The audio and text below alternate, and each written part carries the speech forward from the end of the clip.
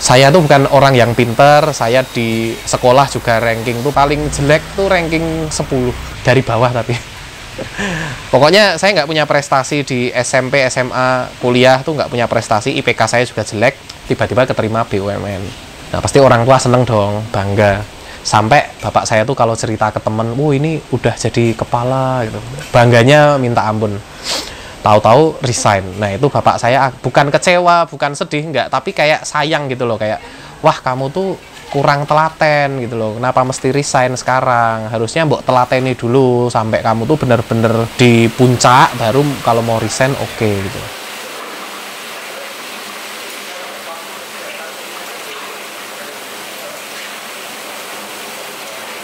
Assalamualaikum warahmatullahi wabarakatuh. Nama saya Raka, selaku owner dari Kentung. Nah, Kentung sendiri adalah perusahaan manufaktur yang bergerak di bidang snack dengan berbahan dasar kentang dengan brand Kentung. Nah, Kentung sendiri beralamatkan di Nogotirto, Gamping, Sleman, Yogyakarta. Jadi 2011 itu saya mulai menemukan cita-cita yang sebelumnya saya nggak punya cita-cita, terus akhirnya saya punya cita-cita yaitu jadi seorang wirausaha. Itu gara-garanya saya lihat almarhum Bob Sadino. Nah, Bob Sadino itu begitu begitu enak, nyaman dengan kehidupan sebagai seorang pengusaha yang sukses. Nah, dari situ saya terinspirasi dan memutuskan saya mau jadi pengusaha. Awalnya situ. Terus sebelum usaha Kentung ini saya sudah jatuh bangun di kurang lebih 12 bisnis sebelumnya.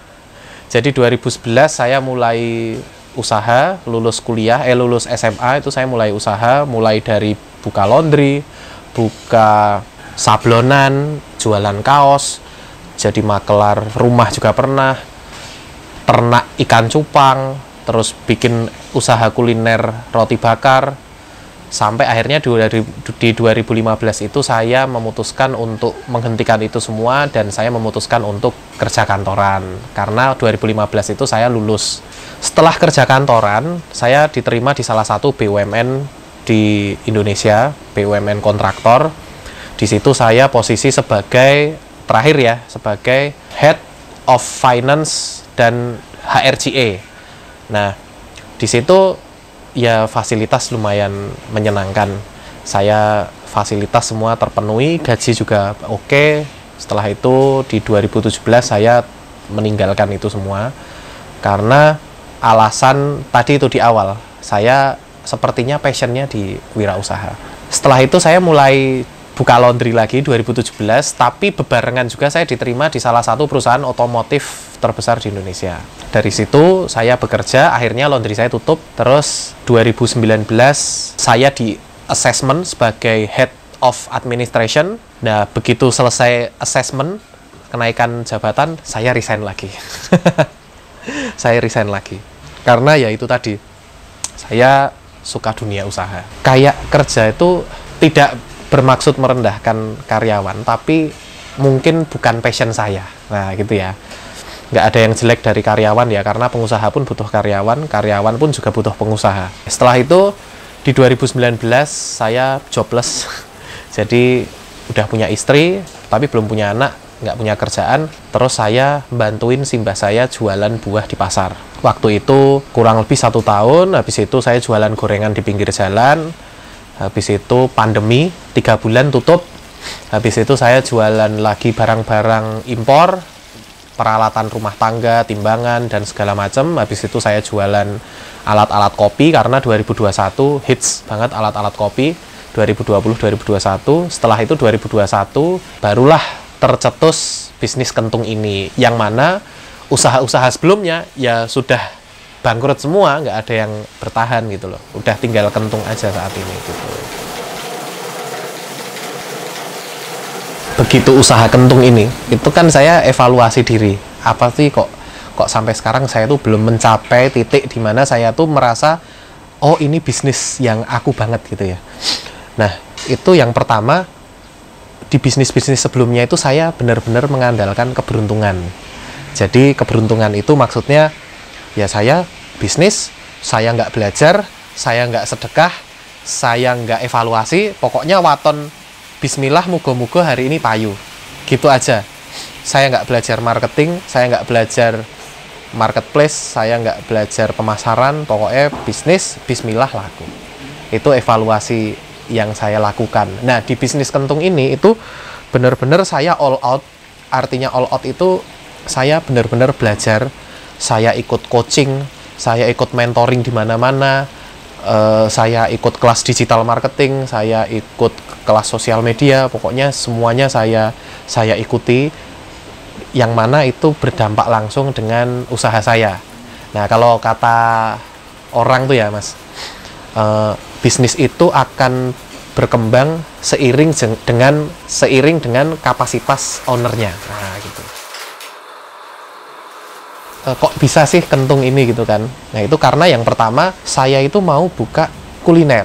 Kulinernya apa? Saya mau kuliner yang awet, bisa dikirim ke seluruh Indonesia bahkan dunia. Oke, ketemu cemilan. Cemilannya apa? Basreng banyak, keripik singkong banyak. Yang jarang apa sih? Nah, dilalah ibu saya tuh orang Jawa Timur, suka bikin soto pakai keripik kentang. Jawa Timur tuh gitu sotonya. Tapi keripik kentangnya itu enak, tapi nggak ada rasanya. Yes, pokoknya tawar gitu aja. Yes, kenapa saya nggak coba menyebarluaskan keripik buatan ibu saya, tapi saya bikin varian rasa yang macam-macam. Nah, waktu itu juga kepikiran, kentang ini jarang UMKM yang ngolah. Jarang UMKM di Indonesia itu yang ngolah kentang. Yang ada kan perusahaan-perusahaan yang gede-gede tuh, Citato, Lays, dan lain sebagainya. Kok UMKM ini jarang? Ya, akhirnya disitulah saya memutuskan buat bisnis keripik kentang dengan varian rasa yang nggak ada di pasaran, mungkin di minimarket swalayan mungkin belum ada varian rasa yang kentung ciptakan. Nah, kalau nama kentung sendiri, yang pertama dari pelesetan dari kentang. Jadi kentang, pelesetannya kentung, supaya bisa didaftarkan ke hak merek. Terus yang kedua, kentung itu kan dulu ceritanya ada film tahun 90-an itu, Tuyul dan Mbak Yul, sinetron di RCTI. Nah, si Ucil tuh punya teman namanya Kentung. Nah, Kentung ini tuh sosok yang badannya gede, gendut, perutnya besar, seolah-olah mencerminkan kalau orang itu tuh banyak makan, banyak ngemil. Nah, makanya kita pilih Kentung itu sendiri. Nah, oke. Nah, di 2021 tuh sampai 2022, Kentung tuh bisnisnya tuh ya hidup segan mati tak mampu, atau apa bahasanya, ya laku alhamdulillah, nggak laku ya sudah, karena waktu itu bener-bener orderan tuh mungkin seminggu tuh kayak cuman 5 pack, 5 bungkus. Terus saya seminggu paling cuman bikin 2 kilo, kadang 5 kilo, kadang sehari nggak bikin sama sekali. Ya gimana, terus apa namanya, jadi 2021 tuh kayak nggak jualan gitu loh, ya pokoknya waton jalan. Karena waktu itu 2021 juga saya belum ikut kelas-kelas, belum belajar lah intinya. Jadi saya tuh ngerasa usaha tuh dari 2021, tapi kayaknya baru mulai 2022 gitu loh Mas. Kalau modal awalnya itu dari uang pribadi sebenarnya. Nah, tapi nggak banyak Mas, cuman 300.000 aja. Kenapa 300.000? Karena saya beli yang saya nggak punya di rumah. Saya nggak punya kentang, saya beli 100.000. Saya nggak punya bumbu, saya beli 50.000. Saya beli kemasannya waktu itu belum yang kayak sekarang. Kemasannya masih plastik transparan, pakai stiker, itu 50.000, sama mesin sealer karena saya nggak punya. Itu beli 100.000. Nah, untuk alat-alat yang lain gimana? Ya saya pakai yang ada di rumah. Kompor pakai kompor rumah 2 tungku. Wajan pakai wajan teflon yang punya rumah. Terus toples untuk campur-campur bumbu saya juga pakai bekas dari jualan gorengan yang udah rugi itu. Jadi semua berproses memang Mas. Banyak netizen tuh yang tanya, dan apa ya, bukan nanya tapi kayak nggak percaya gitu loh. Masa sih modalnya cuma 300.000, resign dari BUMN kan pasti modalnya banyak, terus resign dari kerjaan kan pasti ada modal. Ya memang setelah resign ada modal, tapi kan saya resignnya udah 2017. Saya resign BUMN itu 2017. Saya resign perusahaan selanjutnya juga 2019. Nah, mulai kentungnya sendiri 2021 awal. Jadi waktu itu saya bener-bener ya jobless lah katakanlah. Jadi tabungan tuh kepake. sampai habis. Terus kenapa cuma 300.000, bukan mau sok-sokan jadi motivator gitu, enggak ya. Memang karena udah rugi di usaha-usaha sebelumnya, jadi dalam tanda kutip saya tuh kapok gitu loh, mau modal yang gede. Akhirnya saya pakai yang ada di rumah plus modal yang saya nggak punya. Lah malah mungkin jalannya malah usaha tanpa modal ini malah yang jalan malah ini gitu loh. Yang dulu saya beli gerobak, sewa tempat, beli mesin, malah semuanya gagal gitu. Jadi waktu awal-awal itu saya riset kompetitor dulu untuk mendapatkan value dari produk saya. Sebenarnya saya tuh bedanya dengan kompetitor apa sih? Saya coba icipin kentang-kentang di pasaran, plus saya cobain keripik kentang di salah satu perusahaan furnitur di Indonesia. Nah, tahu pasti. Dia jualan keripik kentang, itu pun saya cobain. Ada kesamaan dari 5 brand itu. Kesamaannya adalah kentangnya mereka tuh sepertinya pakai kentang yang sumbernya sama. Nah, begitu saya ngicipin kentang Dieng, kentang yang saya punya atau yang Kentung pakai, kentang Dieng, itu memiliki ciri khas yang berbeda. Jadi kentangnya itu lebih lembut, renyah, tapi ada sedikit manisnya. Jadi walaupun kentangnya itu nggak dibumbuin, dia itu udah kayak gurih dan ada sedikit rasa manisnya. Nah, itu terjadi karena ketika proses penggorengan itu kita seperti menurunkan suhunya dulu, baru dia akan muncul rasa manisnya. Nah, di situ saya riset. Nah, value atau perbedaan Kentung dari kompetitor lain itu ada di situ. Karena kan kita kan kalau mau usaha kan, apalagi cemilan kan udah banyak ya di mana-mana cemilan. Semuanya jualan cemilan. Semua pasti klaim enak. Semua pasti klaim renyah. Semua pasti klaim nikmat, nagih gitu ya. Apa yang jadi pembeda kita gitu. Makanya di kemasannya Kentung juga ada tulisan kita pakai kentang Dieng. Karena memang kita mau tonjolkan itu. Dan yang kedua, kita tagline-nya juga jelas terasa bedanya. Jadi ketika orang nyobain Kentung tuh, oh varian rasanya pasti beda. Oh rasa kentangnya pun pasti akan beda. Ada manis-manisnya sedikit, kayak gitu. Nah, kalau perkentangan itu, tantangannya adalah menyaingi perusahaan yang besar tadi itu. Gimana kita bisa bersaing? Bayangin mereka udah raksasa. Dari segi harga mereka lebih murah, dari segi kualitas mungkin lebih baik, dari segi distribusi mereka pasti lebih masif. Nah, gimana sih kita sebagai UMKM anak kemarin sore mau menyaingi mereka? Ya kita harus ciptakan value itu sendiri gitu loh. Apa pembeda snack kita dari snack yang lain? Itu baru ngomongin kentang aja. Kalau kompetitor itu kan ada indirect kompetitor sama direct kompetitor. Nah, direct itu yang langsung sama-sama kentang. Tapi yang indirect ini kan semua cemilan kan jadi kompetitornya Kentung sebenarnya gitu loh.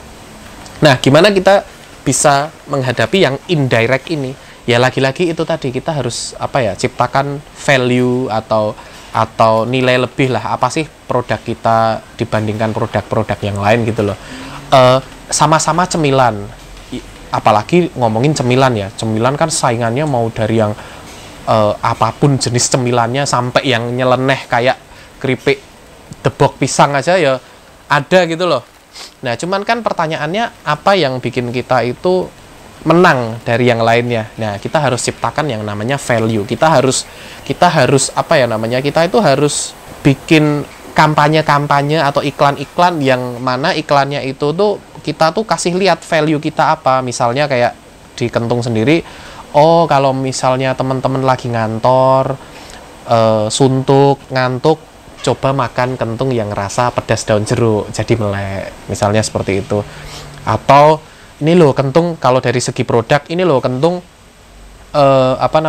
Kentung ini kita pakai kentang pilihan, kentang lokal Dieng, ada rasa manis-manisnya, teksturnya beda, empuk, nggak keras, seperti itu. Jadi tantangannya ke situ sih. Terutama tantangan yang paling utama itu gimana caranya kita itu bisa up to date dengan pemasaran masa kini, yang mana sekarang ada marketing 4.0. Nah, 4.0. Jadi kita ya sebisa mungkin kampanye-kampanye atau iklan-iklan, konten-konten yang kita ciptakan itu ya harus update lah gitu loh. Nggak bisa kita konten itu kayak zaman dulu, ngomongin produk terus nanti nggak keluar value-nya gitu. Nah, tantangannya lebih ke situ sih Mas. Kalau untuk perkentangan direct dan indirect kompetitor.